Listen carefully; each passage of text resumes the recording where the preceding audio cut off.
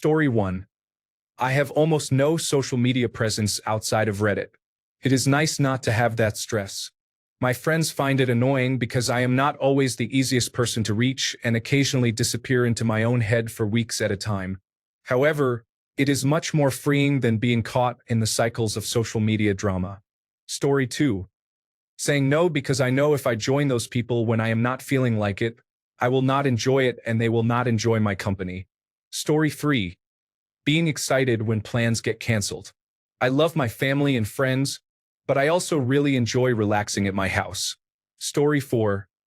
Not explaining myself when I do not want to. Saying no thank you is polite. There is no need to read more into it.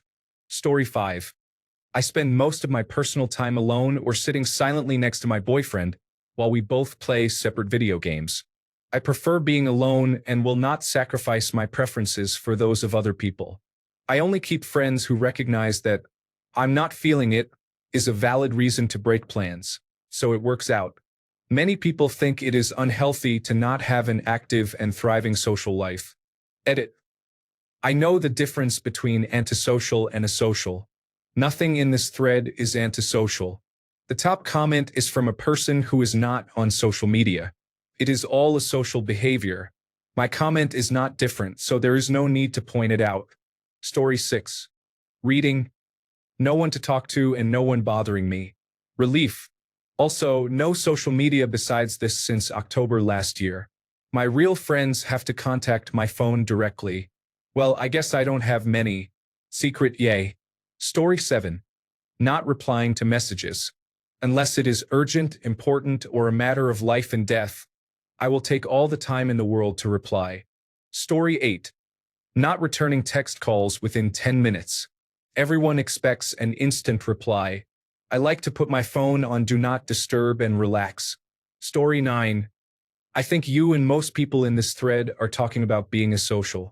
Antisocial is very different. Anyway, my asocial habit is canceling plans because I just do not want to go out. I guess if I had to choose an antisocial habit, it might be blasting my music in my car and not caring if other people are upset by hearing it. If a good song comes on, I am cranking it. Story 10. I do not say anything when people sneeze because I think it is a pointless habit. Why acknowledge this basic bodily function every time it occurs? I thank people who do it when I sneeze because I am not impolite. Story 11. I do not answer text messages. I dislike being available at all times for someone to communicate with me. It is very noisy. I truly hate it. Story 12. Not playing or engaging with strangers' children. As a young, approachable-looking woman, it is shocking how many people try to involve me in parenting moments with their little ones. I tend to smile and ignore it. I mean no harm. Unfortunately, I just do not have the social skills to handle such situations. Story 13. I used to get called out a lot because my brothers or cousins would notice that after I said something, especially something that required thought or was a longer statement, they could see my lips silently remouthing it 1 or 2 times. While everyone, including myself, agreed it was strange behavior, I still do it to this day. I have learned to do it without moving my lips, and I credit it for why I regularly receive compliments for being well-spoken and articulate. When I was practicing what I just said, I was often correcting myself for misspeaking, mispronunciations, or trying to make things flow more smoothly. Story 14. I leave my phone on silent with vibrate off as well. Phone calls are not a necessary part of my job. If you need to talk to me or want to check in, just send a text. I had a friend who would say I never pick up the phone or call back. I just text back. I was like, yeah, I figured you would pick up on it eventually. Story 15. I have a zen room to disconnect and decompress. No electronics, just a bed and some nightstands. I can spend a few minutes or a whole day processing my thoughts and emotions without distractions. Story 16. I have Facebook, LinkedIn, and Instagram, but I have not posted in 7 to 8 years. I also rarely answer my phone. Just leave a message and I will get back to you. Story 17. Everyone close to me knows this because I'm very clear about it. If you drop by my house without any prior warning or a heads up to see if I'm okay with it, you are entirely dependent on my mood whether I let you in, unless it is an emergency. For example, if I opened the door and saw my mom there when I was not expecting company, I would send her away, and I love my mom. I refuse to feel bad about that. To me, randomly showing up at someone's house without a heads up is extremely disrespectful to their time and whatever they were doing or planning that day. At that point, I don't care about your feelings about being turned away because you didn't care about mine when you decided to show up unannounced. Story 18. When I do not like how something is going, I leave. I just walk away. Could be a close friend, a job, or whatever. I only have a little bit of time to be alive, and you cannot put the toothpaste back in the tube. I am not trying to waste my time changing other people. I just go. Goodbye. Story 19. Leaving a social gathering when my socializing energy runs out, even if the event is not officially over. I am tired after over 5 hours of mingling and active listening, especially if they are people I am not close friends with, but rather just colleagues or friends of friends. Story 20. I do not engage with most social media platforms except Reddit and occasional meme reposts on Facebook. I absolutely detest small talk. Story 21. Irish goodbyes. I will say goodbye to the host or whoever organized the function and thank them, as well as anyone I know closely. Then I will leave. I see no reason to turn my departure into an event. Why does it matter? Story 22. The original poster has failed to define antisocial. Most people are answering in terms of a social behavior. Antisocial behavior is similar to sociopathy. Story 23. Any of it. The only reason I associate with people anymore is to take the edge off of thinking I can work hard enough to afford a secluded house and live in it alone. I'll make memories, but I won't make promises. I've learned once you're isolated for a long time in your youth, you might lose yourself in a crowd once for something. Once that something is found, you'd rather retreat into what you've always known. In the beginning, being antisocial is hell. But then you learn it's actually heaven. Story 24. Leaving gatherings without saying goodbye, leaving people on read, never opening their messages, and ignoring phone calls. Going silent for weeks, then popping back up like nothing happened. I am autistic and traumatized, and I have a hard enough time dealing with myself on a daily basis. Story 25. Ignoring people while reading or wearing my earbuds. If I wanted to converse with a stranger, I would do so. Story 26. When my boyfriend invites his friends over for Dungeons and Dragons, I often hide upstairs in our bedroom. There is a television there, and it is quiet and comfortable. I like all his friends, but they are very loud when they are excited and in character. Story 27. I will no longer answer the door to a stranger because it is only ever salespeople, charity scammers, or religious proselytizers. Story 28. I wouldn't say it is antisocial per se because I was hired to answer the phone, so I am always at my desk in my own office. However, my coworkers think I am antisocial precisely because I am at my desk doing work and not loitering around talking all day like they do. When you keep to yourself, even if it is your job to, people make all sorts of assumptions about you. Many of them are not flattering. It helps me to know who I do not want to associate with if I ever do end up being social at work. Story 29. A social. Unless you mean harming animals and manipulating those around you. I do not feel bad about ignoring strangers who try to start a conversation with me when I have headphones on. That is like a universal sign to leave someone alone unless there is an emergency. I do not owe people casual conversation when I have given them every indication that I want to be left alone. Story 30. We both own dogs, but that does not make us friends. I am just out for a walk and do not want to talk to someone I do not care about. Story 31. I did not feel like chatting with the neighbors today when we were out the front together. I am not well, and it was enough of a challenge to go outside to get some chores done. I really had no capacity for small talk. Story 32. I am currently at a children's party surrounded by people and their children whom I do not know. Am I participating in the party? No. I am outside walking through the woodland nearby while it is raining. I prefer doing this rather than being inside. Story 33. I say whatever I want when racist or homophobic people say racist or homophobic things to me.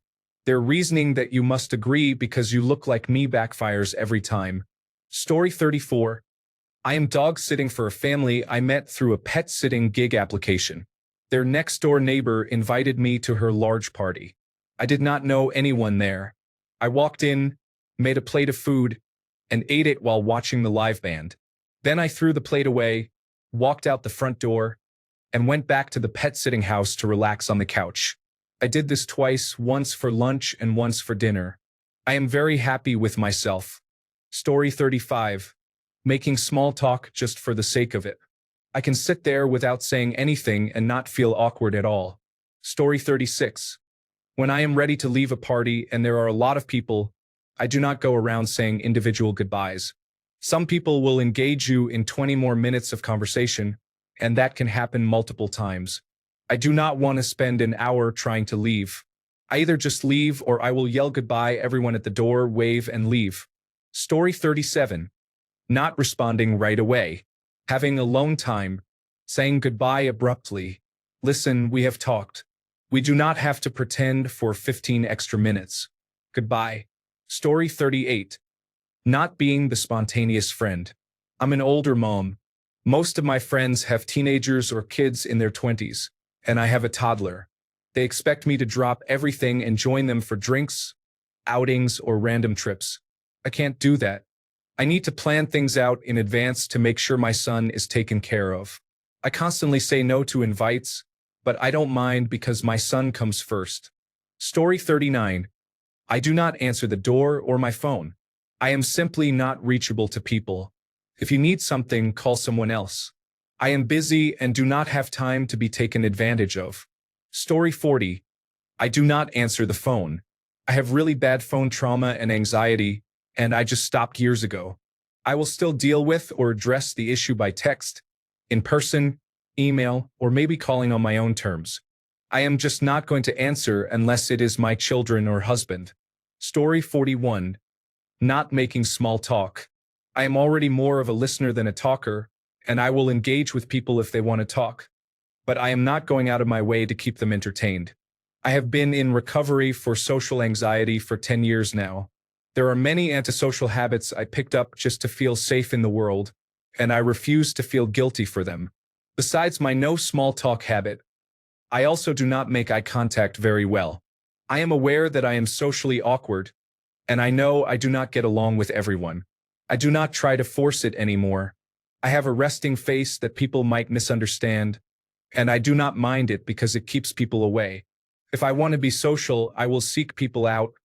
I do not want to be sought out. The older I get, the more I realize it is more exhausting to try to fit in than it is to just exist as the person I am meant to be. I am happier as myself, and I know there are people who love me for exactly who I am, not who I can be. I have a close-knit group of friends, and my boyfriend and I love our quiet little life.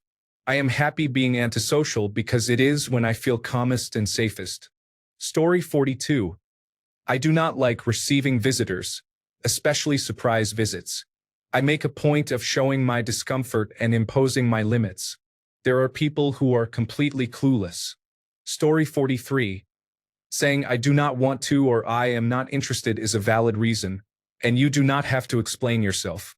Story 44. I feel no compulsion to bridge the gap with people outside of my immediate family just for the sake of chatting with people I do not actually like. Story 45. As a woman accompanying other women to the washroom, I do not want to go around giggling inside the restroom. Let me do my business and leave, but I do think it is one of the most authentic ways to bond with other women. Story 46. Not wanting to befriend any of my coworkers. I am in the office one day a week or less. If there is something to discuss about work or if a conversation happens to be about a topic I like, I engage a little bit.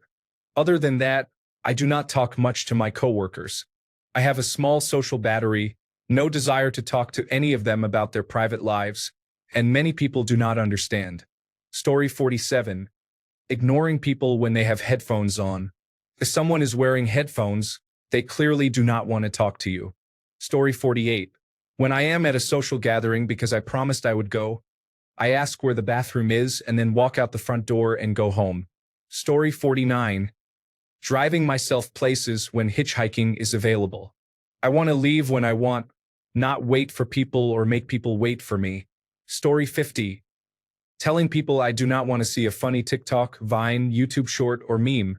If they shove their phone in my face to force me to watch it, I will stare blankly, then go back to what I am doing or repeat myself louder.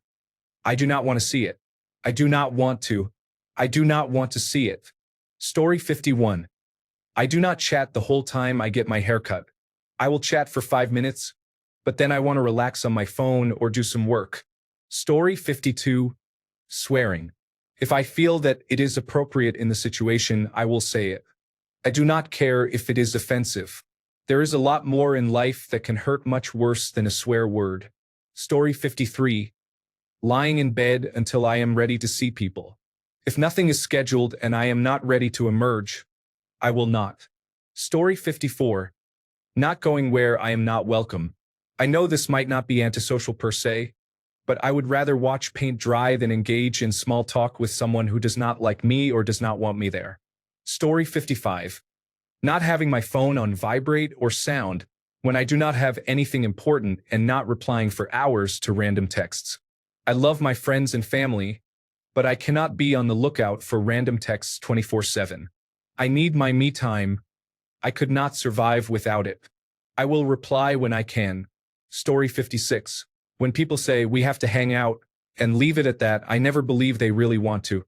Especially if they initiate it, they should be the ones who start the conversation of planning. Story 57. Avoiding people who are sick. If you are a coworker and we need to interact, I will stay away from you. We have electronic methods of communication. If you are a friend, I will pick you up Gatorade or soup or something to help you get better, but then I will leave you alone to rest. Story 58. If I don't think I'll enjoy myself or the company, I'm not going. Does it make me antisocial? Maybe a little, but it also means I don't waste my evenings at places or with people who drain the life out of me. Story 59. Refusing to attend parties or family gatherings. I am not against being out in the world, but I almost never have any interest in attending an event where alcohol will be involved or if someone will be talking excessively about something. Story 60. Refusing to join the after-work bar hangout. I am trying to leave, not extend my time and have alcohol with you. Story 61. Avoiding group dynamics that have enmeshment potential. Not trusting or bonding with someone based solely on mutual recommendation. This may seem antisocial to some but is psychosocially healthy and reduces the risk of potential predators. Story 62. Not having friends. Sometimes I miss deep philosophical topics, but that's it. My boyfriend is my best friend. And girlfriends are too much drama for me in general, so I am good. Story 63. Saying forget your feelings when something cannot be overlooked is not specifically being rude, but a strong way of saying, I am putting my feelings first. I never actually say anything, just decide that I am going to take care of myself. Story 64. Not wanting to make small talk with neighbors. Cannot be bothered. I just want to get to work and go home quickly without interruption. Story 65.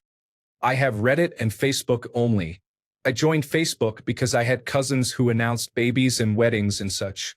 I would see their posts and say, I didn't know you had a baby, or I didn't know you got married. The answer was always, I put it on Facebook. So I got Facebook to get updates and to send pictures of my kids to them. I refused to get any of the other platforms and probably actively dislike TikTok. For no reason, I just really don't like it. I sometimes get made fun of by coworkers when I don't recognize the name of a YouTuber, celebrity, or influencer.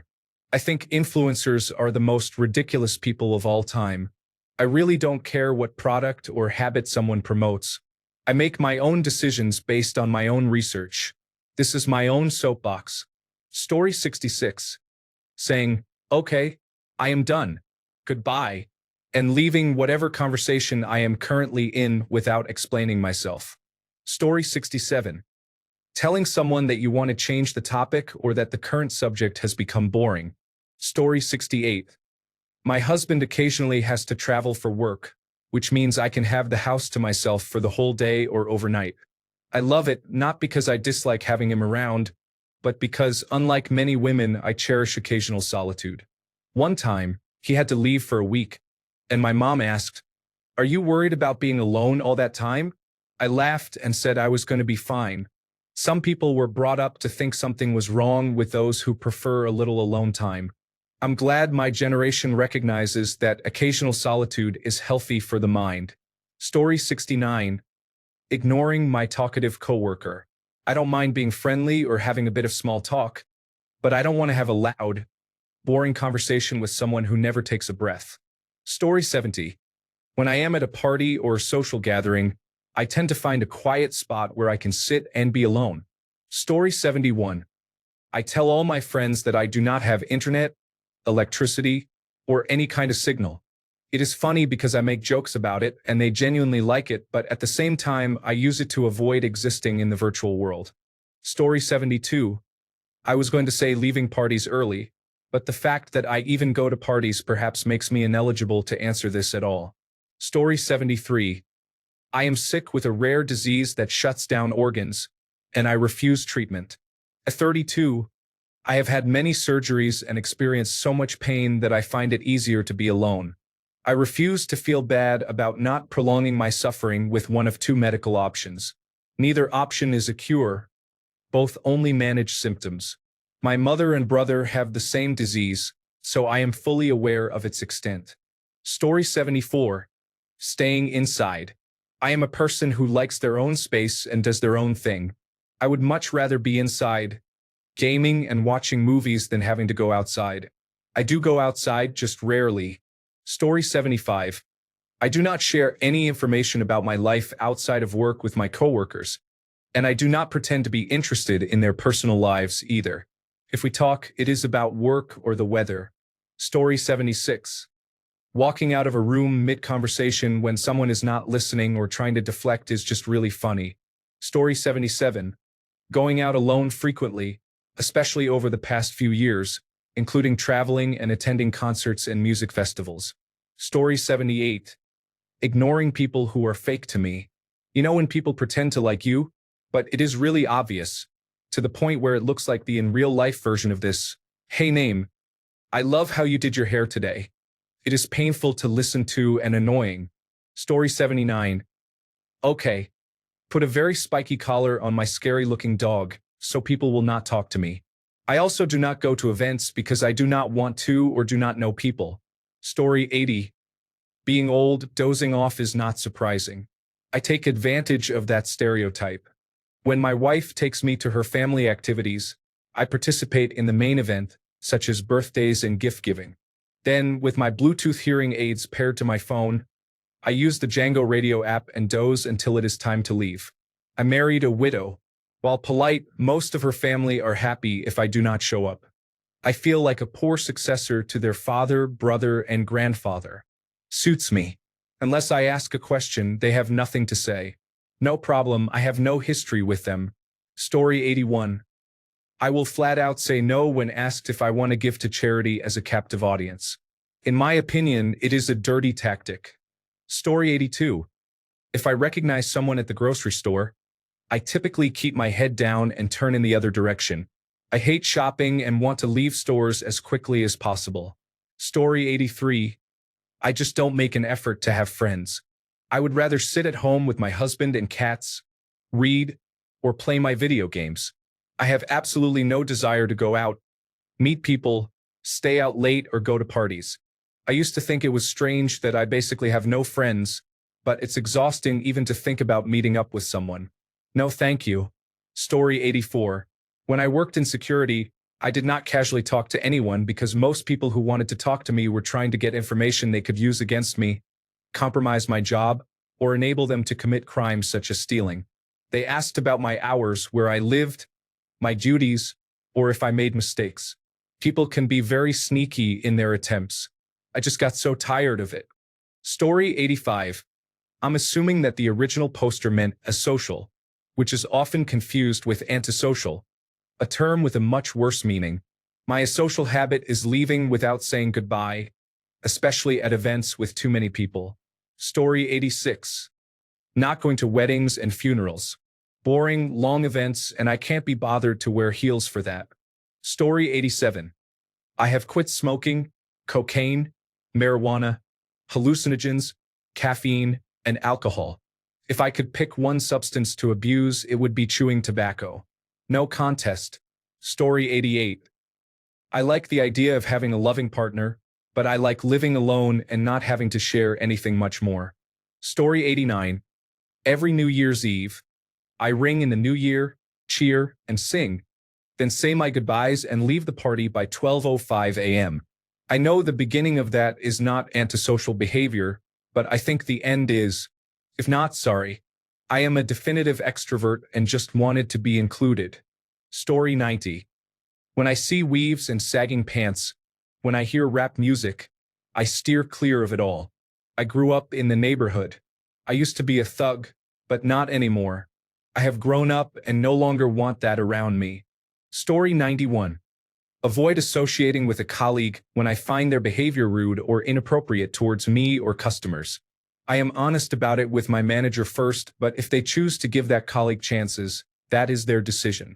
However, I will not engage with that person.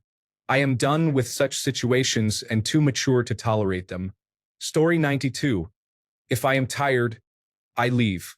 My friends like to stay up way too late for me. Also, sometimes I bring a special interest and play together. My friends are all sitting together, and I am at the table listening and chiming in occasionally. Story 93.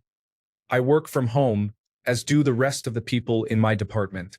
I don't email people to wish them a happy birthday. I find it cringy that people email one person happy birthday but include everyone in the department. If you care about someone's birthday, just email them directly. Why does everyone have to show others that they wished someone a happy birthday? I don't understand it. I also always take my birthday off to avoid people wishing me a happy birthday. They aren't my friends, and I know they don't actually care. It's all just performative behavior. Story 94. Taking the longest path to avoid someone. I am tired of feeling drained and tired of others ignoring my boundaries. Story 95. Social response. Drinking by myself is much better. Antisocial response. Trolling telemarketers and honking randomly. Story 96. If I don't have the energy to go with friends, even if we have planned something, it is okay to say so and not just go. I have low energy and depression, and my friends are okay with that. I put myself first. Story 97. Pulling out my Kindle if everyone is just sitting around and no one is having an actual conversation with me. Story 98. Criticizing people who are proud not to have children, but then openly compensate with pets, calling them fur babies. Story 99. Not engaging in small talk or really connecting with coworkers. Feels like pulling out my eyelashes one by one. I am very personable, but I am not social. Story 100. Ignoring the man next to me on the plane when I have my headphones on. I have had this happen a couple of times, and they just do not get the hint. Also, I loudly ask them to keep to their own space on the plane. I am not a big person, so I know I can stay in my space. Please keep yourself in yours. I know the middle seat gets the armrests, but do not also get 6 inches on my side of it. Story 101. I have many. I just leave my phone alone all day. I will say no a lot. I will get wrapped up in a project and go dark for days. Story 102. I don't have social media outside of Reddit. I'm a 32-year-old female, and a lot of people find it absurd. Irish exists. I'm good at it, and it is my preferred method of leaving anywhere. I don't like the whole let's hug and say goodbye to everyone, then have a 20-minute conversation before leaving. No, I prefer to keep things low maintenance. I'd rather just sneak away. Story 103. Not really being a club person. After going a few times over the past several months since being in a relationship and with friends, I can confirm my previous feelings. I do not like clubs and I am okay with that. Still in my early 20s. Story 104. I will go to parties, but unless I am really having fun, which is not often at parties, I go home after at least 2 hours. I really like my bedtime of around 10 p.m. Story 105. Spending weekends at my house and not going out unless absolutely necessary. After being around people at work Monday through Friday, I need space to recharge. Story 106. I am done with weddings. I have asked all my friends and family not to bother inviting me because if they do, I will decline. Story 107. Remaining silent when someone says something very controversial about a person or topic is important. It is necessary to understand what has just been said. Story 108. Pushing people's carts out of the way when they wander off and leave them blocking the aisle. Somehow, that makes me the rude one every time. I wouldn't need to touch your cart if you didn't obliviously leave it in the way. Story 109. Not having an extended goodbye when leaving. In the Midwest, people enjoy 15-minute goodbyes, where they say goodbye to everyone and slowly head to the door while continuing to talk. I prefer to say, well, that was fun, goodbye, and then leave. Story 110. Wearing sunglasses inside stores. I have prescription sunglasses. They are not completely dark, but dark enough that I feel like I can easily avoid eye contact with people or pretend I do not see someone I know and do not want to get caught in a conversation with. I know it is probably off-putting to people. It just makes me feel better around people. If I am eating in a restaurant, I bring my regular glasses because my husband told me it is a little weird. Story 111. If I talk to you during my breaks at work, it is because I want to. Otherwise, I am playing on my phone, and you cannot stop me. Story 112. Leaving larger gatherings without saying goodbye to everyone is common. If there are more than 20 to 25 people, I usually say goodbye to the host and a few closer individuals, then leave, such as at a work function. I might say goodbye to my boss and one or two coworkers before I go. For some reason, this upsets people. I think it sends the message that if I did not say goodbye to them, I do not care about them. This is true and, frankly, an efficient way to communicate. Story 113. When at a family function, if I am ready to leave, I leave. I do not care if it has been 2 hours or only 15 minutes. I have to live with this mental health, not you. Story 114. Being antisocial is something I refuse to feel bad about. Forget all of you, just leave me alone. But please say nice things on my posts. Story 115. I am not going to be overtly mean to people I dislike, but I am also not going to be fake and talk to them as if I like them. I choose to ignore them, which is apparently a big social misstep to many people. Story 116. Not looking in the eye. A glance is sufficient. Perfectly fine to me, but apparently not the other way around. Story 117. Leaving functions, parties, or gatherings without saying goodbye to anyone. I don't care if it hurts your feelings. It doesn't hurt mine and saves me from being there for another hour because nobody stops talking. Story 118. If I accidentally walk across 3 drains, I always turn around and spit on the third. Do not feel sorry about how big a chav I look. I am not catching any adolescent bad luck. Story 119. Not responding to people on text immediately if I do not feel like it. Sure, I could and probably should respond quicker, but I just do not. I cannot muster up the energy to text back as soon as possible unless it is necessary and the person needs something from me as soon as possible. Story 120. Ghosting people without explanation because the thought of even digital interaction with them exhausts me. Story 121. Not making small talk with strangers at places like hotels, pools, bars, and so on unless I am really interested or have a big crush on someone. My friends and family will do it when we go places, and I sometimes get roped into it, but I would rather not. Story 122. Needed this thread today after I said no to joining my friends, all with pretty big social energy, for an event. Now I feel weirdly guilty. Thanks, fellow introverted internet strangers. Story 123. Spend more time on Reddit than on typical social media platforms. Still have active social media accounts but have drastically reduced usage over the past 2 years. Story 124. Doing activities on your own, such as going to the movies, visiting a museum, or attending concerts, can be very fulfilling. I enjoy spending time with friends, but sometimes you need a day or an afternoon by yourself. I have heard many people say no to opportunities because no one else was available. Take the initiative and go by yourself. Story 125. Not texting people. I do not mean not responding to messages when someone sends me one. I mean not using texting as a method of keeping up with people. I prefer to talk face to face rather than calling or texting. If we are not close enough to hang out in person, we just are not that close. Story 126. Shaking hands. I do not know where those things have been. Some people shake way too hard. This is not a good competition. It is a courtesy, and if it is a competition you want, I do not want to play. Story 127. Not saying goodbye when I am leaving large groups of 10 or more people. Maybe it is just me growing up in a Hispanic household where I was expected to kiss, hug, and say goodbye to every single family member before leaving, but I just do not really like it. Obviously, I say goodbye to the people who host the event or those I was talking to the most, but otherwise I prefer an Irish goodbye. Story 128. I do not answer my door if I do not know someone. I glance at my doorbell camera feed from wherever I am, and if I do not know you, I am not wasting my time. Go sell your vacuum or imaginary friend to someone else, loser. The exception is Girl Scouts. 2 boxes of Samoas, please and thank you.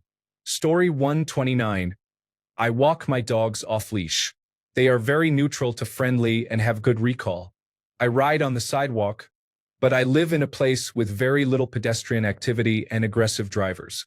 If I am talking to someone who does not listen and interrupts or talks over me, I respond in kind and disengage. I immediately stop pretending to care about what they are saying. Sometimes I just turn and walk away. Story 130. Removing myself from exhausting people. I will literally just walk away. If you can't handle me at my worst, people, tell it like it is, people. This product changed my life, people. Bless their heart, people. I am not going to try to confront them. I just do not even give them the time or energy. Story 131. Not accepting a treat from someone if I am at their house when they offer it, or refusing to eat their food if it tastes bad. I will try it, but if it is bad, I am not going to eat it and pretend it is good. Also, being the first to grab food from a bowl at a party and taking the last piece. Story 132. Not engaging in small talk. People who try to get yes or no answers or just a shrug. It is not as big of an issue since I got noise-canceling headphones though.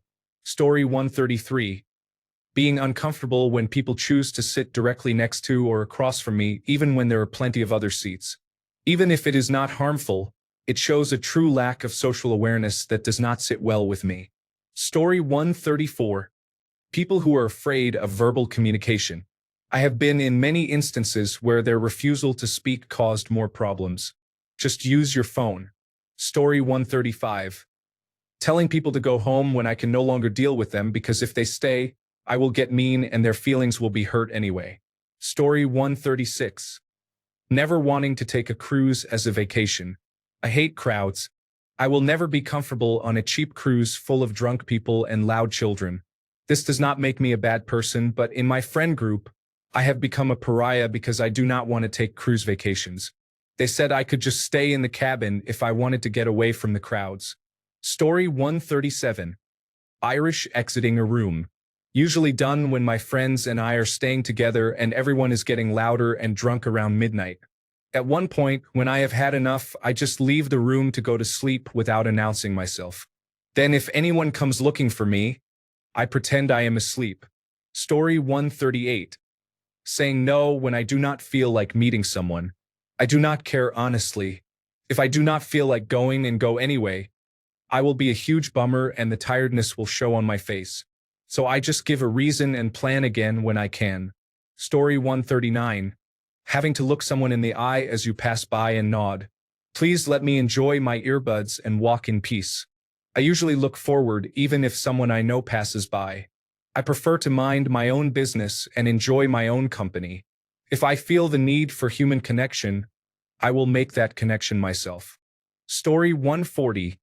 Read receipts turned off. None of your business. Ever since I had children, I have basically abandoned all my friendships and actively avoid making new ones. My free time is limited enough as it is, and my children take priority over everything else. Maybe once they get older, I will have some friends where we hang out because our children spend time together. But until then, I am just not interested. Story 141. I like being alone and don't mind telling anyone who wants to tag along that they cannot sometimes. I dislike encountering people I have to greet or interact with, but my kind heart forces me to smile or gesture. I reply to texts whenever I feel like it. Sometimes I do not feel like it.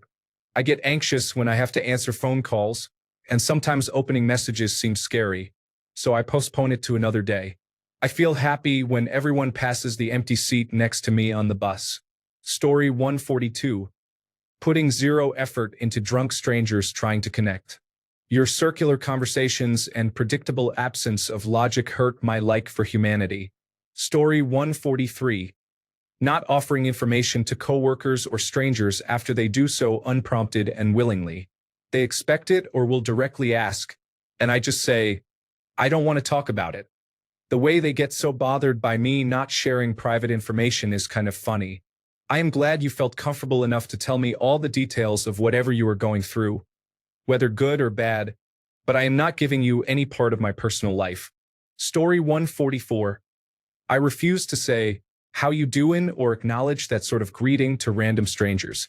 I would do so only when I am somewhat acquainted with someone, such as seeing them multiple times.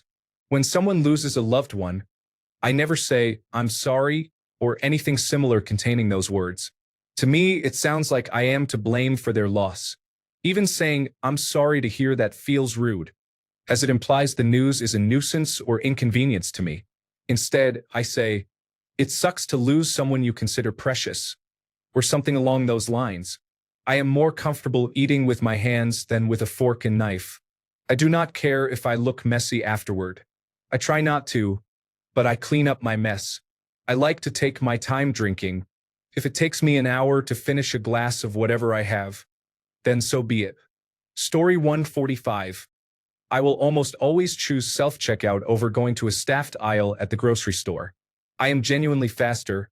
I bag my own items the way I want without having to manage another person, and it allows me to quickly move through the store without interacting with anyone when I do not feel like it.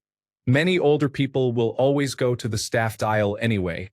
I am not taking anyone's job by preferring not to interact, and I refuse to feel bad about it. Story 146.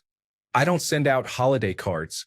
I have 2 children and feel like some of my family expects it, but I'm just not that sentimental. I have attention deficit hyperactivity disorder, so every time I have tried, the cards end up months late anyway. Story 147. I press the close door button on the elevator while pretending to keep it open for people. Story 148. I only answer the question that has been asked. If you are trying to imply a different question but do not want to ask it explicitly, that is too bad for you. Ask the question you want the answer for. I am tired of being expected to read into people's questions. Also, if you phrase an instruction as a question, I am going to answer honestly. Sorry, just give me the instruction. Story 149. When it is time to leave, I say goodbye to everyone, gather my belongings, and go to my car. I do not spend another 20 minutes chatting. Story 150. Not being reachable by phone at a moment's notice. I grew up in a time before instant accessibility. We could go out as kids and play all day. Our parents would know where we were in a general sense, but not in a very specific sense. As an adult, you would go off to work. People could call your work number, but they mostly would not. Now it seems like if people cannot get hold of you within 2 minutes, they start to panic. People need privacy. Story 151. The classic Irish goodbye, or simply leaving a function early without a socially acceptable reason. Of course, in some situations this is not always appropriate, but 99.99% of the time, I will leave a function very early because I am already exhausted. People may feel awkward or weird about it, but at this point, I do not care. Story 152. If I refuse to feel bad, that implies that somebody out there wants me to. That may well be the case, but I am so antisocial I would not know about it. Checkmate. Story 153. If I do not want to talk to people, I simply do not. When I finish a conversation, I quietly leave. I bring other people into the conversation so it becomes a group discussion, wait until they are engaged with someone else, and then quietly disappear. They do not even notice I have left. I often leave my boyfriend to talk to people I do not want to engage with. He does not mind. Alternatively, I take a few steps back and only participate if they start discussing something interesting. Story 154. Not answering my phone when people call without texting first. I do not care if that makes me seem unavailable or rude. If it is actually urgent, you will text me or call back immediately. Most phone calls could have been a text anyway, and I am not going to drop whatever I am doing to find out you are just calling to chat or want to ask me something that takes 30 seconds to type. Phone calls should be scheduled or reserved for emergencies. I am not running a 24/7 customer service line for casual conversation. Story 155. I do not socialize at the gym. I always train alone, get into my own world, and complete my workout. If anyone talks to me, I will not be rude and will have a brief conversation, but it completely takes me out of the zone to stand around chatting for a long time, as many people seem to do. Thanks a bunch for sticking around till the end of the video. Remember to subscribe, and until next time, stay awesome and goodbye.